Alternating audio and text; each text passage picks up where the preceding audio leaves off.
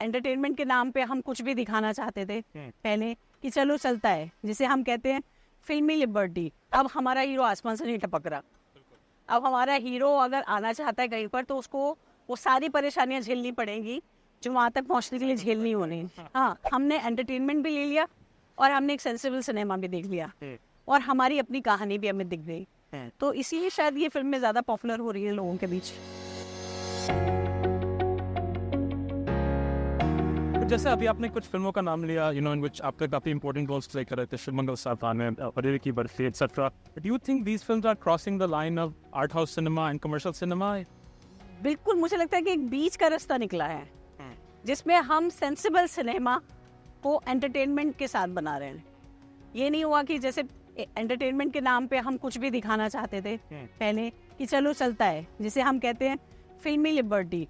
हाँ, कि चलो फिल्मी लिबर्टी ले लेते हैं कि हमारा हीरो आसमान से टपका, लेकिन अब हमारा हीरो आसमान से नहीं टपक रहा। अब हमारा हीरो अगर आना चाहता है कहीं पर तो उसको वो सारी परेशानियां झेलनी पड़ेंगी जो वहां तक पहुंचने के लिए झेलनी होनी। हाँ, तो लोगों को उस पर विश्वास होता है। लोग कहते हैं हाँ ये हो सकता है, ये पॉसिबल है, ये हम भी कर सकते हैं।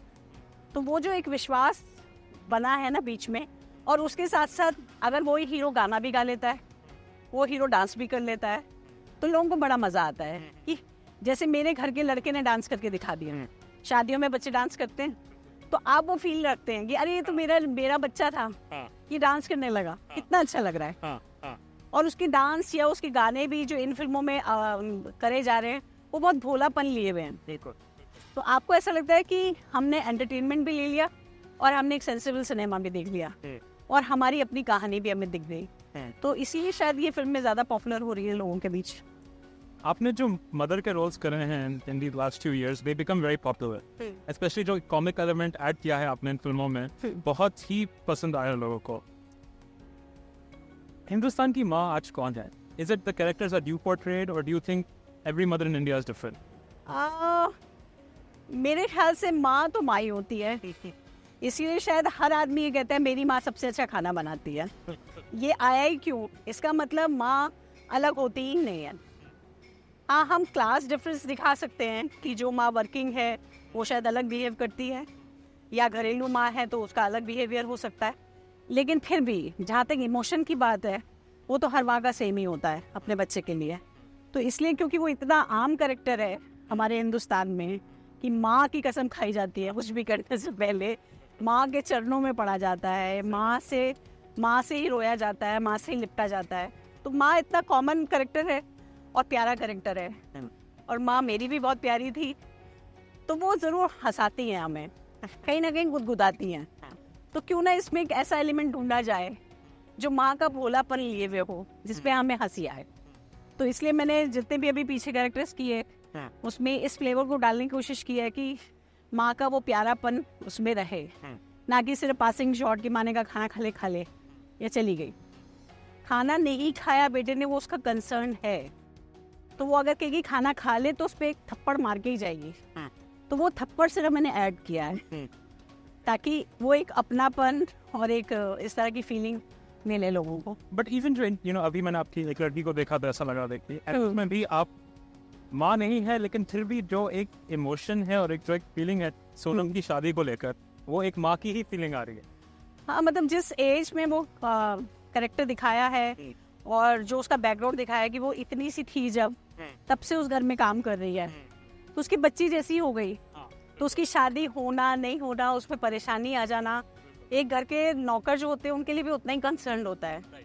तो वो प्यार तो आना ही था, क्योंकि ये चीज़ ये जो रिलेशनशिप है क्या ये यूनिक है हमारे कल्चर में, जहाँ खून का रिश्ता ना होने पर भी एक पड़ोसी भी आपके लिए इतना कंसर्न दिखाता है आपके? तभी तो हम गर्व से कहते हैं ना हम हिंदुस्तानी हैं। इसीलिए तो है हम हिंदुस्तानी, क्योंकि हम पड़ोस के लिए भी रोते हैं, हम अपनों लोगों के लिए भी रोते हैं। तो हम लोग तो हैं ही ऐसे। आपकी जो इतनी लंबी और इतनी सक्सेसफुल जर्नी रही है, which role is that has been the most closest to your heart and why? आंखों देखी, डेफिनेटली आंखों देखी, क्योंकि आंखों देखी में मुझे कहना चाहिए कि स्टेप का बहुत बड़ा हाथ था और माँ के तकरीबन सारे शेड्स थे उसमें। क्योंकि माँ की जर्नी में अगर देखे जाए तो उसका क्या एग्ज़ाम है, उसका एग्ज़ाम सिर्फ ये है कि भाई उसकी लड़की की टाइम पे शादी हो जाए, उसका लड़का बड़े होके किसी गलत काम में ना पड़े, अच्छे काम में पड़े, अच्छी नौकरी करे और पैसा कमाए। आपको देखी मैं दोनों चीज़ें उसकी फेल हो जाती हैं। ना लड़का किसी काम का निकलता है, वो जुआ खेलने लगता है, लड़की की शादी हो नहीं रही है, वो भागने को तैयार बैठी है। तो उस माँ का फेलियर था जब उसे ये एक ही सहारा था उसके हस्बैंड का, और उसने देखा कि उसका हस्बैंड भी अब अजीब अजीब बातें करने लगा है, वो किसी और ही खोज में जा रहा है। तो एक औरत का जो फ्रस्ट्रेशन बढ़ जाता है एक उम्र में आके, वो इधर उधर हाथ पैर मारती है कि किसी तरह इस घर को फिर से मैं बना पाऊँ, वो उसमें कंप्लीट था उस स्क्रिप्ट में, अम्मा का रोल। इसलिए मुझे लगता है कि ऐसे रोल करने में बहुत मज़ा आता है जो कंप्लीट होते हैं, जिसमें सारे शेड्स होते हैं। कि अगर वो मार के चुकी है अभी बेटी को, तो वो रात को उसको रज़ाई भी उड़ा रही है। तो सारे शेड्स आने से एक कैरेक्टर जो है बहुत स्ट्रॉन्ग बनता है।